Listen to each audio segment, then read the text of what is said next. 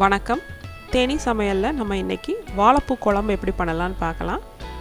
ஒரு வாழைப்பூவில் பூக்களை மட்டும் தனியாக எடுத்து வச்சுருக்கேன். அதில் இந்த மாதிரி சைடில் சின்னதாக ஒரு இதழ் இருக்கும்.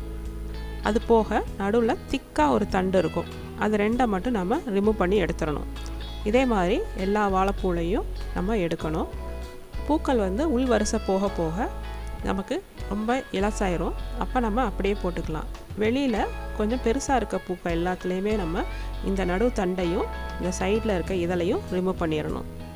இப்போ ஒரு பெரிய பூவில் பாதி பூ எடுத்து நான் குழம்புக்கு ரெடி பண்ணி வச்சுருக்கேன்.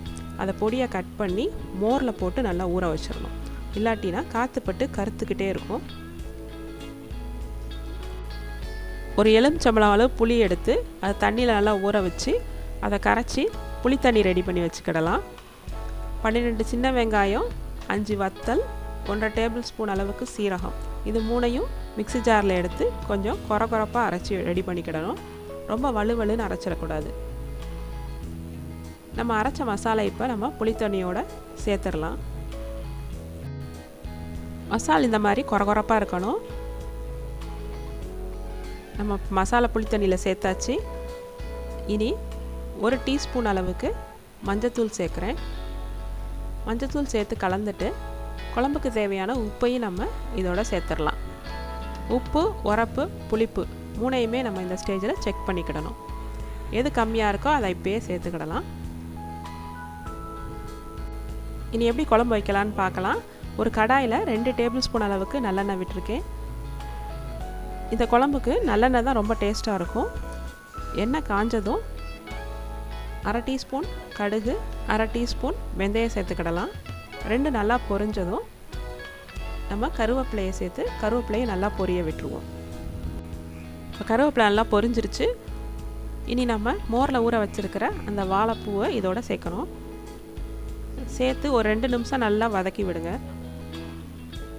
வாழைப்பூ ஒன்று போல் வதங்கினதுக்கப்புறமா நம்ம கரைச்சி வச்சுருக்கிற அந்த புளி தண்ணி, அதாவது அந்த மசாலா எல்லாம் கரைச்சி வச்சுருக்கோம் இல்லையா, அந்த தண்ணியை இதில் அப்படியே ஊற்றிட வேண்டியதான்.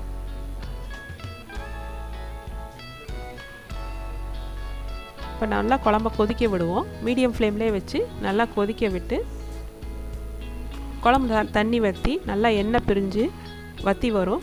அந்த ஸ்டேஜ் வரையும் இதை கொதிக்க விட்டு இறக்கணும். இந்த குழம்பு நல்லா மீன் குழம்பு மாதிரி ரொம்ப டேஸ்ட்டாக இருக்கும்.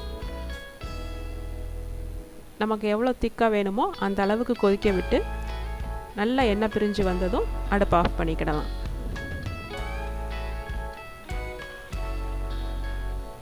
இந்த மாதிரி வாழைப்பூ குழம்பு வச்சு பாருங்கள், ரொம்ப டேஸ்ட்டாக இருக்கும். செஞ்சு பார்த்துட்டு உங்கள் கமெண்ட்ஸ் அனுப்புங்க. இந்த வீடியோ உங்களுக்கு பிடிச்சிருந்தா லைக் பண்ணுங்கள், ஷேர் பண்ணுங்கள், மறக்காமல் சேனலுக்கு சப்ஸ்கிரைப் பண்ணுங்கள். தேங்க்யூ.